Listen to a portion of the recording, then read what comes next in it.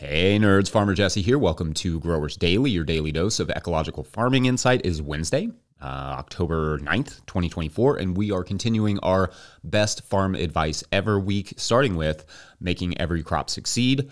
We're going to talk about things you should think about when you're setting up a new business somewhere. I mean, like legal things. And we're going to finish with hope. Kinda. So let's do it.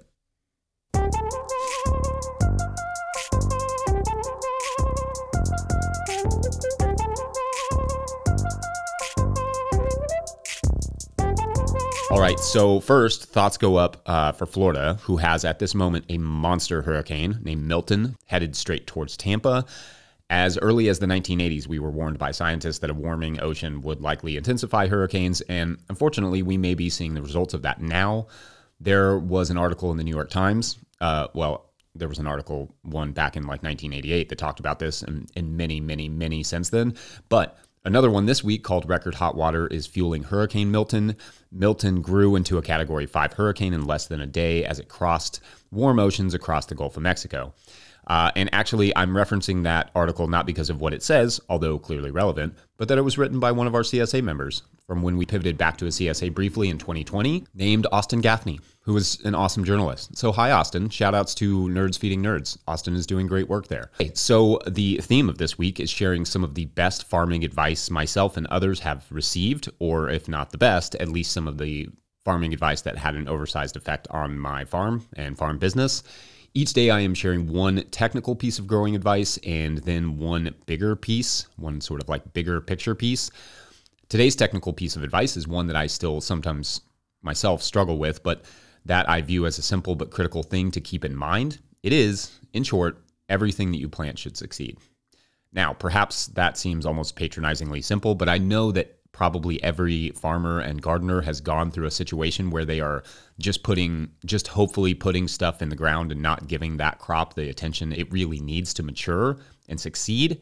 Sometimes that may mean bed preparation, like perhaps the bed needed a bit more of a fertilizing compost, or perhaps it needed a broad forking and you just didn't have the time to get to it. Or maybe it's a water dilemma where you don't really have the right amount of drip tape to cover the bed, or the sprinklers you're using are old and clogged and you just haven't fixed them. You haven't had time to fix them yet, or money or whatever. It is very easy to seed it and forget it, where you sow a bed to a specific crop and then just go on to something else without making sure that crop is entirely set up to germinate and succeed because you've got a million other things to do, which I feel you. Then what you find is that, well, that crop doesn't do that well. Sowing it was ultimately a waste of time, and then you either have to weed the fire out of it to find your carrot, or you don't get much of a yield. Carrots are a great example of a crop that this happens to a lot because carrots take so long to germinate. So let's walk through carrots real quick, although I will do a more in-depth show on them soon and have obviously done whole videos on carrots, but let's just make an example out of them for a moment. Sorry, carrots. Carrots take anywhere from 7 to 10 days to germinate in the summer and up to a month in February and March. And because they take that long, bed prep for carrots must be done thoughtfully to avoid weedy issues. In fact, deep compost mulching has been huge for our carrot production. I don't love it for every crop, but the weed suppressing ability of loose mulch like that makes it perfect for carrot seeds. Perfect, that is, so long as you keep the bed and seeds moist. Because with the long germination time of carrot seeds, it's not just a matter of getting them wet and waiting 7 days, it's getting them wet and keeping them moist until they germinate, like literally when you see the germs, which could easily be 2 weeks. I often say if we graded vegetable crops by difficulty level, carrots would probably be in the most or the second most difficult category for that reason. Many demerits for their slow germination and susceptibility to weeds, and then below ground issues like moles, voles, and carrot maggots. It's a hard crop to grow. Sometimes the amount of attention or thoughtfulness or strategy required to simply get the carrots to germinate just gets pushed to the wayside because you don't have time to tend to them. And that goes for a lot of crops. I saw a farmer recently sowing lettuce in August and just hoping it would germinate because sometimes it works. But hope, and quote unquote, sometimes it works, are not strategies for success. And in fact, I'll discuss hope at the end of this episode today. But for lettuce to germinate, the soil temperatures have to be below 75 degrees Fahrenheit or 23.5 degrees Celsius, which if I ever get the Celsius wrong, just let me know because I'm just kind of like Googling it real fast. Otherwise, the seeds go into thermodormancy, meaning it isn't going to happen in the summer without some specific techniques, and you've just wasted some time by planting them. That said, I want to announce here and now that I am hardly perfect. just for the record. Stuff fails at my farm every season, but it usually fails because I have opened up too much land, or I'm trying too many different varieties, or just growing too much for the number of people on my farm to effectively manage. So effectively, when I do that, I'm not managing any of it well. Crop failures are not just about that crop, though. Crop failures ripple out in every direction. Indeed, for every failed crop, there are at least a couple of others who were also neglected as a result of not having enough time because you were just spread thin. Growing a basic garden with a few crops is not super complicated, but every crop does have its own needs. All plants need relatively loose, fertile soil, adequate water, sunshine, and need to be planted at the right time. But what that right time is will depend on the crop. How it needs to be germinated and the depth at which it needs to be planted differs by species. Some crops need pest protection right from the jump, but not all plants need the same pest protection at the same time. Some crops can be watered from above while others cannot because of diseases, foliar diseases in particular. But if you're managing like 60 crops, it's hard to give them all exactly what each one needs individually.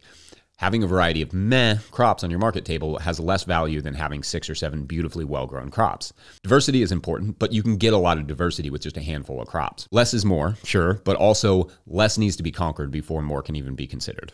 I feel like Ben Hartman's books have talked about this idea of making sure what you plant succeeds a lot, and I recommend all of them. His latest one is really good for the micro scale, and I'll put a link in the show notes. Actually, I wonder if it's good for the micro farm. It's called the Lean Micro Farm. Yeah, it's a good one. Again, I'll make sure to put a link for that in the show notes. Anyway, you will have failures, and when you do, it's good to ask yourself what went wrong for that specific crop, and also ask yourself what it would take to fix it. If the cost of fixing that one failure is more than the amount of money you will earn from it, what you will net from it specifically, like how much you will profit from it, or the amount of value it has to your diet or family, it may be worth just nixing that crop and either growing something else in its place or shrinking the space you're using. We don't need to grow everything that we want to eat on our farms. Split that work with other farms that do it better or are set up with the equipment to do it better. Either on purpose or by happenstance, this can work out. You may go to the farmer's market and see someone has really nice cucumbers on their table every week, and conversely, you have a small city of cucumber beetles at your farm. So maybe that's a clue that for that particular crop, buying it may be better than dying it. You know what I mean. Anyway, when we come back, we will get a question from our Patreon members at patreon.com/no-till-growers, BRB. Today's episode is brought to you by Rimmel Greenhouses. Whether it's tomatoes to market, flowers in the spring, or your family's harvest, growing in a greenhouse protected from the weather provides the right environment that you need for a harvest that you can count on. Rimmel Greenhouses are designed for durability and offer the quality that you need to grow productively year-round. Visit rimmelgreenhouses.com to get a quote today. If I may editorialize for a second, I own a Rimmel tunnel. I love it. We built it ourselves, and I really appreciated the quality of the tunnel as well as the customer service we received in the process. So make sure to check them out. If you, the listener, want to support our work, you can do so at patreon.com/no-till-growers. I will try to get to questions from everywhere, but I will always get to those Patreon questions. They are at the top of my questions list, which is getting very long. So hopefully I will bring you at least a cup of coffee or two per month worth of value. I actually don't even think you can get that many cups of coffee for $2 anymore. In that way, this may be the most valuable thing you can get for $2 per month. Today's question, or perhaps more of a topic suggestion, comes from Kyle Putnam, who says, I'd love to see an episode on how people figured out the laws of farming and nursery production in their areas. This is an interesting query. And I should say here that the answer to this one will probably, at least at first, be applicable almost exclusively to Americans. So if you're in another country, it will not hurt my feelings if you go ahead and skip ahead to the final segment, because I will frankly have no idea. Feelings not hurt. Anyway, with a lot of state and local laws, there's very little flexibility within the law. Like the approach of it's easier to beg forgiveness than ask permission does not fly if you break a zoning law. I mean, they may forgive you for building that compost operation without the proper permits or whatever, and you won't go to jail or pay a fine or whatever, but you will still more than likely have to stop operating at best or tear the whole thing down at worst. Ignorance of the law, in other words, not an excuse even when it comes to farm operations. But state and local laws are written by lawyers and are borderline unintelligible, so where can you go to understand them? The first step is to get a game plan together. In other words, know exactly what you're wanting to build or create or the type of business you aim to start, down to where you would put it, what the square footage would be, what the road access would look like. all of it. If you're starting a business, you kind of need to know this info anyway for your budget, but it will come in handy for navigating local laws as well. If the project is going to require a contractor, that's actually good news because they will, and by golly, they should, understand the local zoning laws enough to be able to tell you if what you're doing is legal. Also, the zoning does have to match. If it's zoned residential, for instance, then you have to follow residential zoning laws. Getting zones changed is very tough, and you have to get community buy-in. If you plan to do this project solo, well, you can also consult with a contractor if you know one, preferably paying them for their time, or you can head over to the county clerk and tell them, I'm looking to build a plant nursery. Who should I talk to make sure I meet all the zoning requirements and regulations? Personally, I love going to the county clerk. The folks in those offices often know exactly where to point you, and sometimes they even do it with some sass, which I appreciate. You could also check in with the local code enforcement and building inspector's office, and if you're like, wouldn't that tip them off that I'm building something? That shouldn't matter if you were trying to stay above board on this project. If you break some regulation, these are the folks you're going to have to deal with anyway, and you may as well demonstrate that you care about doing things in the right and legal way. I should say I don't know how local regulations are managed in other countries, even in individual municipalities, so feel free to share those insights and your experience in the comments section. I think that would be helpful. Also, feel free to share any other resources that I did not mention here. Of course, you can always just go talk to other farmers in the area to get an idea of what it took for them to start their operations. Obviously, don't bother them at the farmer's market while they're busy. But if you wait until the slow season, which for us here in Kentucky is now, it's like October and November, you may be able to ask them a quick question about any weird local laws they know of that you might prevent you from building X project. That said, don't just take their word on it because one, they are not lawyers or officials, but also two, laws change. But that is a perfectly fine place to start or to bounce ideas off of other farmers to see if there's something in there that you're not thinking of that they've been through themselves. Lastly, in some areas, ag zoning is very open and not very regulated, but that varies by state. So don't just assume because you have ag zoning designation on your property that you can do as you please with your property, which, Kyle, it seems like even asking this question, your head is in the right place on it. We need more farms and nurseries. What we don't need is more almost farms and almost nurseries. Yes, bureaucracies are the worst, but it's a comparatively small amount of upfront work for a business that could serve a community for a long time or for generations, whichever comes first. Good question, Kyle, and Patreon members, make sure to keep your questions coming at patreon.com/no-till-growers. There's a show thread for the month of October. Feel free to add your topic suggestions, questions, thoughts, or comments there, and I will get to them here in podcast/video form. Anyway, when we come back, let's work. Be right back.